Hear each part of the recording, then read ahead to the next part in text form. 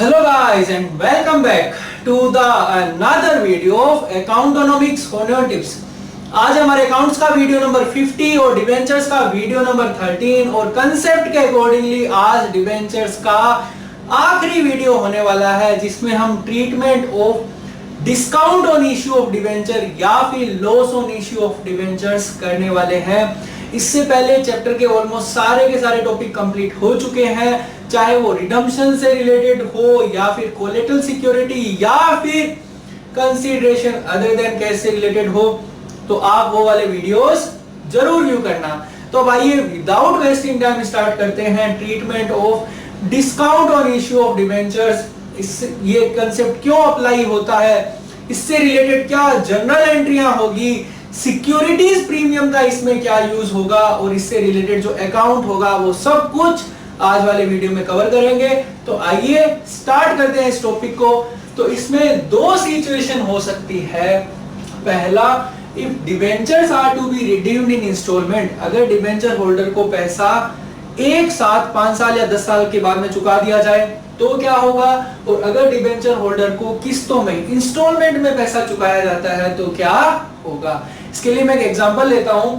Suppose मान लीजिए company ने 10 लाख रुपए के 10% डिबेंचर, क्योंकि ये डिस्काउंट का केस है, 10% डिस्काउंट पे इश्यू किए जिनको आफ्टर 5 ईयर मतलब 5 साल के बाद में रिडीम करना है।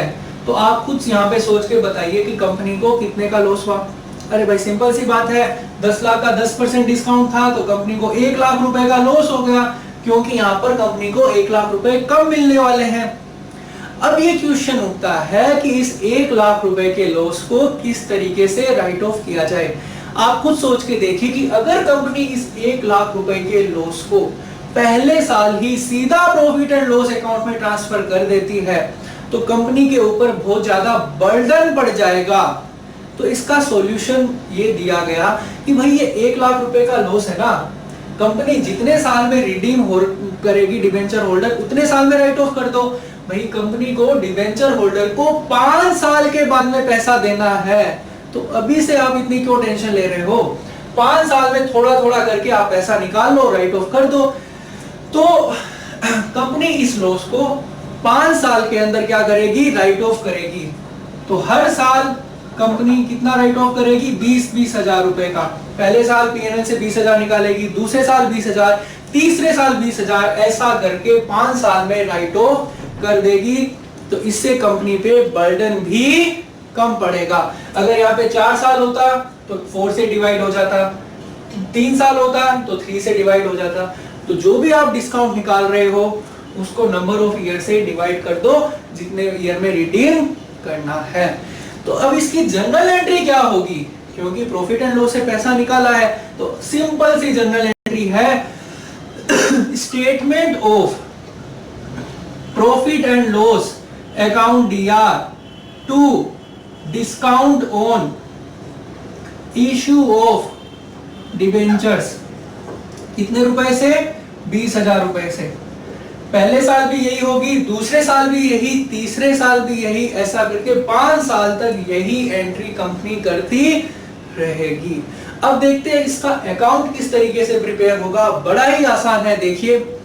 तो पहली एंट्री के अंदर मैं आपको बताता हूं क्या करना होता है। जैसे पहली एंट्री आप करते हो bank account DR to debenture application, यहाँ पे कितने से होगा, 9 लाख रुपए से होगा। अगली एंट्री आप करते हो ट्रांसफर की debenture application and allotment, discount on issue को आप डीआर कर देते हो, discount on issue to 10% debenture. यहाँ पे कितना होता, 9 लाख, 1 लाख, 10 लाख, ये ट्रांसफर होता।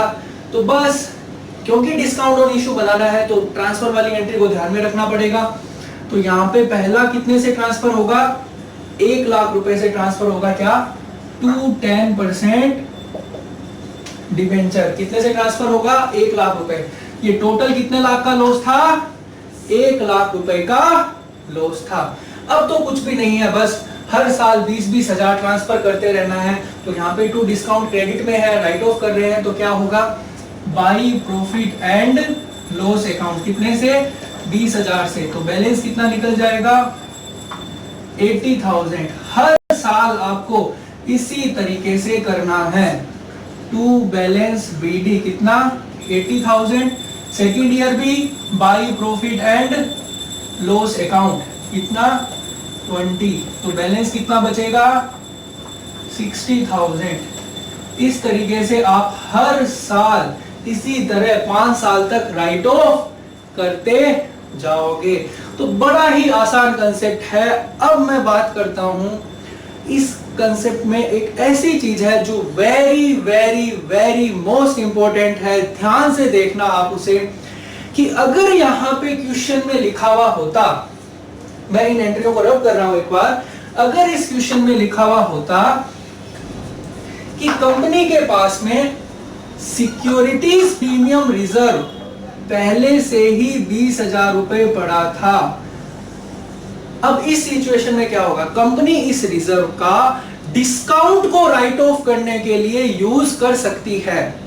आपने पिछले चैप्टर की थ्योरी के अंदर भी मैंने आपको बताया था कि सिक्योरिटीज प्रीमियम का use discount on issue of debentures में भी किया जा सकता है। तो यहां पे आप देखिए, जो कंपनी को 1 लाख रुपए का लॉस हुआ था टोटल मिलाकर, अब 1 लाख का लॉस नहीं होगा, 20,000 रुपए तो कंपनी प्रीमियम का यूज कर लेगी। तो अब कंपनी को सिर्फ हर साल कितना राइट ऑफ करना है, 16,000 ही राइट ऑफ करना है, क्योंकि 20,000 तो कंपनी एसपीआर का यूज कर लेगी, क्योंकि ये कंपनी के लिए फायदा था। तो अब इस रिगार्डिंग इसकी क्या जनरल एंट्री होगी, देखिए सिक्योरिटीज प्रीमियम राइट ऑफ होगा तो इसकी एंट्री होगी securities premium reserve account DR to discount on issue of या loss on issue of debentures. कितने रुपए का यूज कर रही है कंपनी, 20,000 का यूज कर रही है।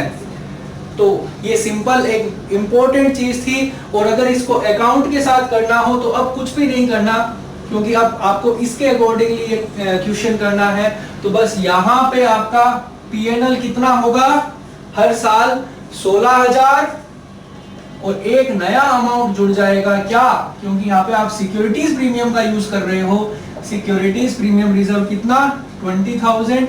अब बैलेंस कितना बचेगा 64,000। बाद में वापस नेक्स्ट ईयर 64, इसके बाद में हर साल आपको 16,000 राइट ऑफ करना है। तो इसी तरह आप 5 साल का प्रिपेयर कर सकते हो। ये कंसेप्ट मैंने आपको बीच में इसलिए बताया क्योंकि ये वेरी वेरी इंपॉर्टेंट था। सिक्योरिटीज प्रीमियम आ जाए तो पहले आप सिक्योरिटीज प्रीमियम से डिस्काउंट को राइट ऑफ कर दो, बैलेंस जो अमाउंट बचता है उसको नंबर ऑफ ईयर से डिवाइड करके इस तरीके से निकाल सकते हो। और अगर यहाँ पे सिक्योरिटीज प्रीमियम पूरा का पूरा 1 लाख रुपए होता तो पूरा डिस्काउंट एक साथ ही राइट ऑफ हो जाता। तो ये था अपना पहला कंसेप्ट, जिसमें मैंने आपको ये बताया कि अगर डिबेंचर को एक साथ मतलब 5 साल बाद में एक साथ यहाँ पे पैसा चुकाना था, एक साथ पैसा चुकाया जाए तो क्या होगा। अब आइए मैं आपको बता देता हूं कि अगर डिबेंचर होल्डर को इंस्टॉलमेंट में चुकाया जाए तो क्या होगा। बड़ा ही आसान है, देखिए थोड़ा सा मैं क्वेश्चन को मॉडिफाई कर देता हूं। इसी क्वेश्चन को सेम यही सिचुएशन है, बस थोड़ा सा मॉडिफाई कर देता हूं। सिचुएशन यही है, 10 लाख 10% डिबेंचर 10% डिस्काउंट, लेकिन इस बार जो रिडीम करना है फर्स्ट ईयर में, जो रिडीम करना है वो 5 लाख के डिबेंचर्स रिडीम करने हैं, सेकेंड ईयर में 3 लाख के डिबेंचर रिडीम करने हैं और थर्ड ईयर में 2 लाख के डिबेंचर रिडीम करने हैं। तो यहां पे आप डिस्काउंट को कैसे राइट ऑफ करोगे, ये क्वेश्चन उठता है। कुछ भी नहीं है, बड़ा ही आसान है। देखिए यहां पर जो आपका डिस्काउंट होगा वो प्रपोर्शन में रिडीम होगा, मतलब जितने डिबेंचर्स आप रिडीम कर रहे हो उस प्रपोर्शन में रिडीम होगा, उस प्रपोर्शन में राइट ऑफ होगा। तो सिचुएशन सेम है। देखिए यहां पे टोटल कितना डिस्काउंट था, 1 लाख रुपए का डिस्काउंट था।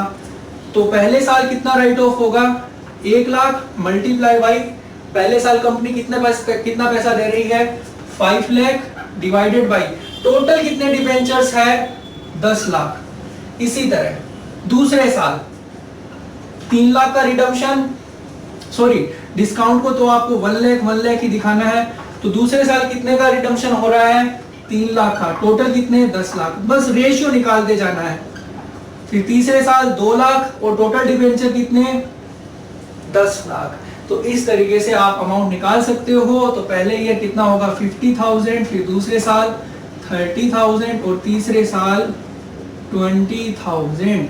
तो आप इस तरीके से सिंपली अमाउंट निकाल सकते हो अगर इंस्टॉलमेंट में पैसा चुकाया जाए। जो भी इंस्टॉलमेंट में चुका रही है उसका प्रपोर्शन निकाल लो और टोटल डिस्काउंट से मल्टीप्लाई कर दो। तो बस अगर इसमें अकाउंट बनाना हो तो कुछ भी नहीं है, 1 लाख इस बार पीएनएल में कितना चला जाएगा, पहले साल 50,000, बैलेंस कितना बचेगा 50, दूसरे साल 50, पीएनएल में कितना ट्रांसफर होगा 30,000, और लास्ट ईयर में अब बैलेंस कितना बचेगा, टू बैलेंस बीडी 20,000 और पीएनएल में कितना ट्रांसफर होगा 20,000। इस तरीके से आप ये इंस्टॉलमेंट के केस में कर सकते हो। सिक्योरिटीज प्रीमियम का मैंने इसमें यूज नहीं किया, सेम कंसेप्ट है, उसी तरीके से अप्लाई करना है। तो आई होप आपको ये दोनों के दोनों कंसेप्ट इस वीडियो में समझ में आ गए होंगे। नहीं आए तो कोई प्रॉब्लम नहीं, एक बार आप वीडियो को वापस व्यू कीजिए, जरूर समझ में आएगा। फिर भी नहीं आते तो कमेंट सेक्शन खाली पड़ा है, कमेंट से भर दीजिए, मैं आपके कमेंट्स की जरूर कर लूंगा। इससे रिलेटेड जितने भी टाइप के क्वेश्चंस है वो हम नेक्स्ट वीडियो के अंदर करेंगे, और मैं ये सोच रहा हूँ कि इससे रिलेटेड सारे ही क्वेश्चन करवा दूं, क्योंकि ये टॉपिक नया जुड़ा हुआ है अभी लेटेस्ट 2016 और 17 एडिशन की बुक में। तो लास्ट में नेक्स्ट वीडियो के बारे में मैंने आपको बता दिया, तो लास्ट में मैं आपको यही बोलूंगा कि अगर आपको ये वीडियो पसंद आया तो प्लीज इसे लाइक कीजिए, सब्सक्राइब कीजिए, ज्यादा से ज्यादा शेयर कीजिए, क्योंकि इस चैनल पे मैं आपको सिर्फ कंसेप्ट ही नहीं बताऊंगा, उससे रिलेटेड जितने भी टाइप के प्रैक्टिकल क्वेश्चन है वो भी हम सारे के सारे करेंगे। तो टिल देन हंसते रहिए, मुस्कुराते रहिए, but don't forget to subscribe my channel because a lot of thing is going to happen in the forthcoming days. Till then, thank you guys.